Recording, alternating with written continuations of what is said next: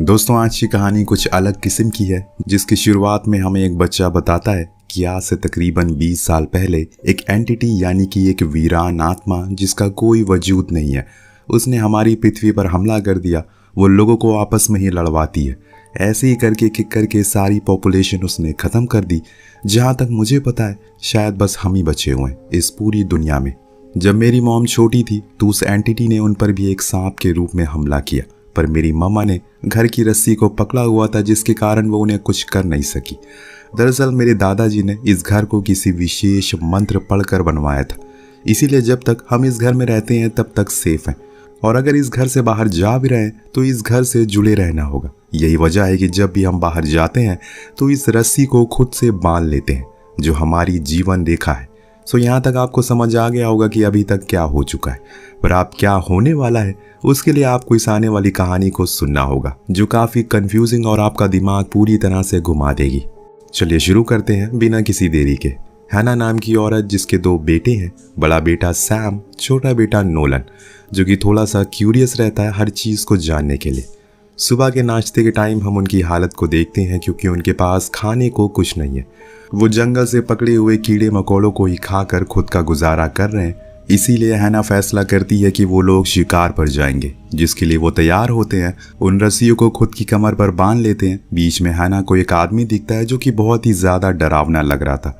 हैना उसको देखकर समझ जाती है कि उसको उसी एंटिटी ने पोजेस किया है, इसीलिए वो उसे इग्नोर करती है और उसके लिए ये कोई नई बात नहीं है। वो ये सब बचपन से देखते हुए आ रही है। वहीं नोलन को एक अंडा दिखाई देता है, जिसको पाने के लिए वो उसके करीब जाता है, पर उसकी रस्सी कम पड़ रही थी, तो वो सोचता है कि यार 2 कदम की तो बात है, खोल देता हूँ। पर तभी वहाँ पर सैम आ जाता है और उसको अलर्ट होने को कहता है, क्योंकि अगर उसने रस्सी को खोला तो वो रूल को ब्रेक कर देगा।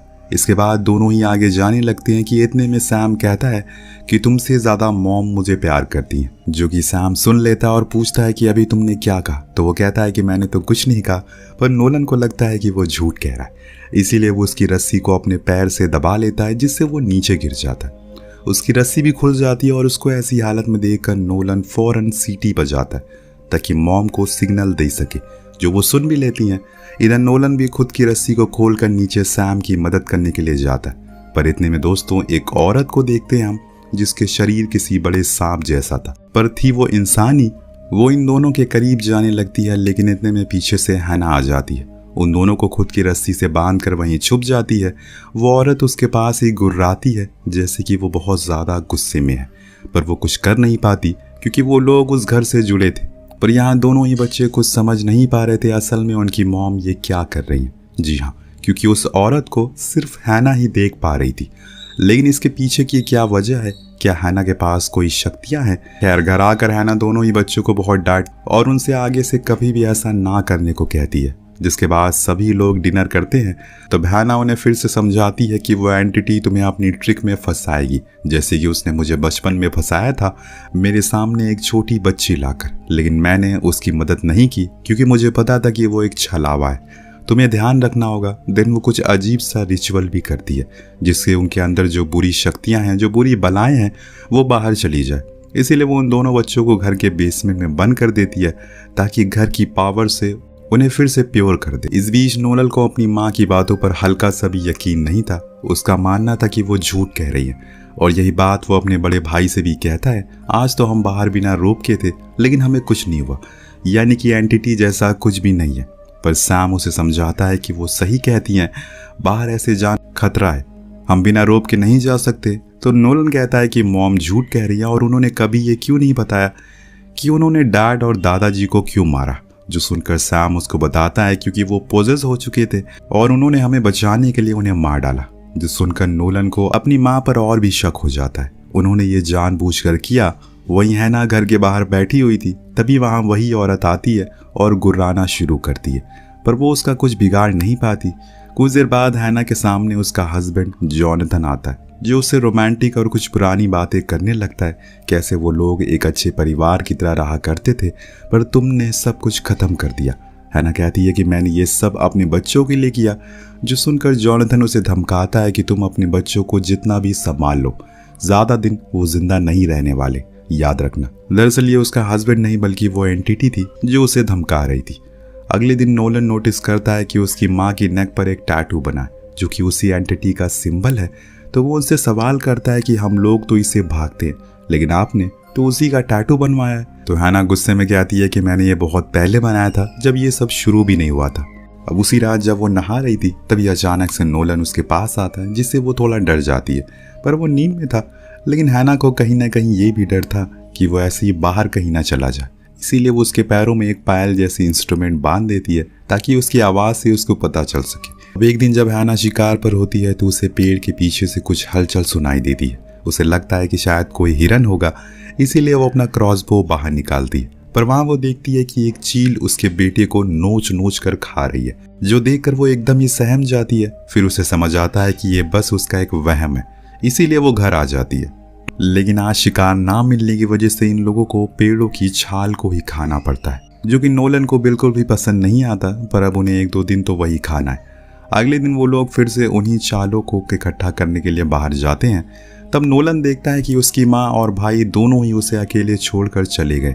वो घबरा जाता है, इधर उधर भागना शुरू करता है। तभी पीछे से हैना आकर उसे फौरन घर के अंदर लेकर जाती है। उसे बेसमेंट में बंद करके वो प्रे करने लगती है, क्योंकि अगर कोई भी घर के बाहर कभी भी बिना रोक के चला गया तो वो अशुद्ध हो जाता है।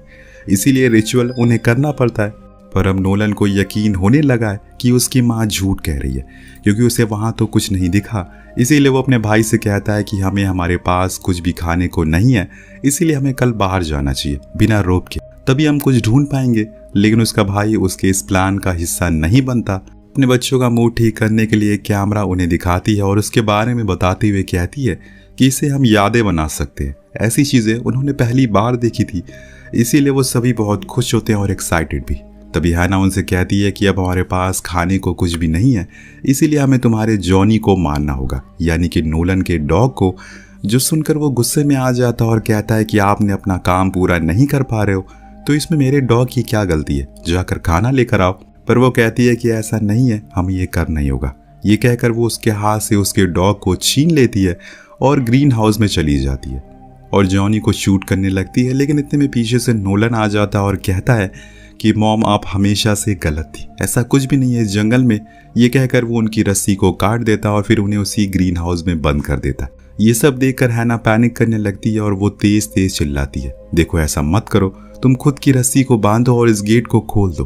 पर नोलन कहता है कि मैं बस ये साबित करना चाहता हूँ कि जैसा आप सोचती हो वैसा कुछ भी नहीं है। पर इतने में दोस्तों हैना कुछ ऐसा बोल दी है जो कि शायद थोड़ा अजीब था। उसका कहना था कि मैं ही इस एविल को लेकर आई हूँ, इसीलिए गेट को खोलो। पर इतने में उस ग्रीन हाउस में उसकी मॉम की एंटिटी आ जाती है, जो कि हमने पहली भी देखी थी। वो उसे कहती है कि तुमने मुझे जहर देकर मारा था ना, देखो अब मैं तुम्हारे बच्चों को कैसे पोसेस करके मार डालूंगी, साथ में तुम्हें भी। लेकिन हैना उससे पहले अपना गला खुद ही काट लेती है, जिससे उसकी वहीं मौत हो जाती। बाहर सैम आकर नोलन से लड़ने लगता है कि उसने मॉम को अंदर क्यों बंद कर दिया। फिर वो उस गेट को खोलता है और खुद की मॉम को मरा हुआ देखकर उसकी तो दुनिया उजड़ जाती है। वहीं बाहर खड़ा नोलन भी अब हिल सा गया था, क्योंकि सिर्फ उसकी वजह से उसकी मॉम इस दुनिया से चली गई। उसी रात सैम की तबीयत बहुत ज्यादा खराब हो गई और इसीलिए नोलन उसकी देखभाल करता है। पर अब खाने के लिए कुछ भी नहीं था, इसीलिए नोलन उन तीनों रस्सियों को मिलाकर बाहर रोड तक जाता है। पर वहां भी कोई नहीं था जो उनकी मदद कर सके। पर इससे आप अंदाजा लगा सकते हैं कि ये लोग कितने अंदर रह रहे हैं। अब जब नोलन वापस आता है तो देखता है कि एक आदमी है जो उसके घर के बाहर आकर कहता है कि मैं हाइकिंग करने के लिए यहाँ पर आया हूँ, मुझे किसी की चीखने की आवाज़ सुनाई दी, इसीलिए मैं मदद के लिए आया हूँ, क्या तुम ठीक हो। वो कहता है कि मेरी मॉम कुछ दिन पहले मौत हो गई। जो सुनकर उसे कहता है कि मेरे बैग में कुछ खाने का सामान है, अगर तुम्हें चाहिए तो बोलो। पर नोलन को लगता है कि शायद ये एविल है जो किसी और भेष में आया है, इसीलिए वो उसकी बातों पर यकीन नहीं करता। लेकिन वो बंदा उसे अपना नाम तक बताता है। इतने में अंदर से सैम उठकर आ जाता है और उसकी ओर क्रॉसबो एम करता है, जिससे वो डर जाता है और वहां से जाने लगता है। एक बारी को तो सैम क्रॉसबो नीचे कर देता है, पर फिर न जाने उसको क्या होता है, वो शूट कर देता है, जिससे वो आदमी घायल हो जाता है, जो कि नोलन को अच्छा नहीं लगता। इसीलिए वो उसकी मदद के लिए भागता है। पर वहां जाकर वो देखता है कि उसका बहुत सा खून बह गया। उसने 911 पर कॉल भी किया है, जिस पर किसी के बोलने की आवाज़ भी आ रही है, यानी कि दुनिया अभी ख़त्म नहीं हुई है। अब नोलन उसके बैग को लेकर घर आ जाता है, क्योंकि खुद का सही से ख्याल तो वो रख नहीं पा रहा है, उसका क्या ही रखेगा। और उसे वहीं छोड़ देता है। घर आकर उस बैग को खोलता है तो उसमें सच में खाने पीने का सामान था। पर सैम कहता है कि तुम्हें उसे किसी भी सामानों को छूना नहीं चाहिए, वो असली नहीं थे। पर नोलन का कहना था कि वो असली है, जिसके चलते दोनों में बहस हो जाती है। पर भूख तो सैम को भी लगी थी, इसीलिए वो उसे जाने के बाद कुछ बचे हुए खाने को खा लेता है। फिर उस आदमी के बैग को चेक करता है जिसमें उसकी और उसकी बेटी की फोटो मिलती है, जो देखकर उसे बहुत ही ज्यादा अफसोस होता है, क्योंकि उसे समझ आ गया था कि वो बंदा सच में था, कोई एंटिटी नहीं था। उसने सच में एक आदमी को मार दिया। इसी सोच में वो बाहर आकर बैठ जाता है कि इतने में वो देखता है कि ग्रीन हाउस के पास किसी के रोने की आवाज़ आ रही है। वो उस टॉर्च को शोर करता है तो उसे वहाँ पर एक बच्ची मिलती है, जो उसे पूछती है कि क्या उसने यहाँ पर किसी आदमी को देखा है। वो उसके डैड थे। तो सैम बताता है कि वो मर चुके हैं, जो सुनकर वो बच्ची खूब रोती है। अब सैम को रियलिटी पता थी कि वो बच्ची कौन है, इसीलिए वो उसके पास जाता है, लेकिन वो जंगल के और अंदर भागना शुरू करती है। इस चक्कर में सैम रस्सियों को बांधना भूल जाता है और उसे बात करने के लिए जंगल के और अंदर चला जाता है, जहाँ पर वो देखता है कि वो बच्ची अचानक से गायब हो चुकी है। इतने में पेड़ पर बहुत सारे हाथ ऊपर की ओर चढ़ते हुए दिख रहे थे। वो बहुत डर जाता है, खुद की कमर को छूता है। तब उसे पता चलता है कि उसने रस्सी तो पकड़ी ही नहीं है। इतने में एक एंटिटी, जो कि छोटी ही बच्ची थी पर उसकी बहुत बड़ी जबान थी, जो कि सैम के शरीर के आर पार हो जाती है, जिससे वो पॉजेस हो जाता है। उधर नोलन रस्सियों को बांधकर जंगल में आता है और सैम को ढूंढने लगता है कि तभी उसकी नजर सामने खड़ी एक कार और उस बच्ची पर पड़ती है। इतने में पीछे से सैम उस रस्सी को काट देता है, जिससे वो बहुत डर जाता है और फौरन घर के अंदर आकर छुप जाता है। पर वहां उसे अपने रूम में सैम एक कोने में बैठा हुआ मिलता है, जिसके ऊपर एक काला साया था, जो देखकर वो समझ जाता है कि वो पॉजेस हो चुका है। वो उस घर की दीवारों को पकड़कर आगे बढ़ता है, लेकिन सैम अब बहुत ताकतवर हो चुका है, कोई फर्क नहीं पड़ता। अब वो नोलन को बहुत मारता है और घर में आग लगाकर एक कमरे में बंद कर देता है। खुद बाहर आकर बैठकर घर को जलता हुआ देखता रहता है। वही नोलन कोशिश करके हैना के रूम तक पहुंच जाता है, जहां उसे एक एंटिटी दिखती है जिसने उसकी माँ को मारा था। वो उसको पकड़ लेता है और उसे बेसमेंट में लेकर कूद जाता है। देन वो प्रे करना शुरू करता है, जो कि उसकी मॉम ने उसे सिखाया था। वो तब तक प्रे करता रहता है जब तक वो एंटिटी उसी घर के अंदर खत्म ना हो जाए। वो एंटिटी तड़प तड़प कर खत्म हो जाती है, मगर अब तो वो पूरा घर जल कर खत्म हो चुका है। हम देखते हैं कि रेस्क्यू टीम वहां पर पहुंच गई है, यानी कि जो उस हाइकर ने कॉल किया था उसने कुछ तो कहा होगा मरने से पहले, और इसे एक बात तो कंफर्म हो गई कि अर्थ इज अलाइव, दुनिया सच में जिंदा है। अब नोलन को बाहर निकाला जाता है और वहां से लेकर जाया जाता है। जब उसको होश आता है तो उसका सबसे पहला सवाल अपने भाई के बारे में था। तो वो लोग बताते हैं कि उसको बचा लिया गया है। लेकिन एक मिनट, क्या आप भी वही सोच रहे हैं जो मैं सोच रहा हूँ? जब हम एंड में उस घर के बाहर उसी फोटो को देखते हैं जो कि सैम ने उस जलते हुए घर के साथ ली थी, तो उसमें कंधे पर किसी लेडी ने हाथ रखा था, या फिर उस एंटिटी का, या फिर हो सकता है कि ये हाथ हैना का हो, जो कि अब एंटिटी में बदल गई। दोस्तों, जहाँ तक मुझे लगता है कि ये पूरी कहानी हैना के दिमाग का एक वहम थी, जो कि बचपन से पल रही थी। हो सकता है कि पहले उसकी माँ को ऐसा कुछ महसूस होता होगा, या फिर उनके साथ ऐसा कुछ हुआ होगा जिससे उन्हें लगने लगा कि बाहरी दुनिया एक जहन्नुम है, वहाँ जो जाएगा वो मारा जाएगा, या फिर एक शैतान जो कि आम लोगों को मार रहा है। यही कहानियाँ वो अपनी बेटी हैना को सुनाती थी, जिसके कारण जब वो बड़ी हुई तो उसने अपने हस्बैंड और इन लॉज को मारा। खुद के बच्चों के साथ भी वैसा ही किया, सब कुछ करने लगी, लेकिन अंत में उसका भी अंत हो गया। क्या सैम सच में पॉजेस हो गया था? तो वो तो शहर चले गए, यानी कि वहां पर वो एंटिटी और लोगों के ऊपर हावी होगी। आपको क्या लगता है? और अगर हैना वाली थ्योरी सही माना जाए कि दुनिया खत्म हो गई है, तो उसे बचाने ये पुलिस वाले कैसे आए? आपको क्या लगता है किसकी बात में सच्चाई है, हैना की या उन बच्चों की? नीचे कमेंट करके जरूर बताएगा। मिलते हैं अगली वीडियो में। Thank you so much watching. Peace out.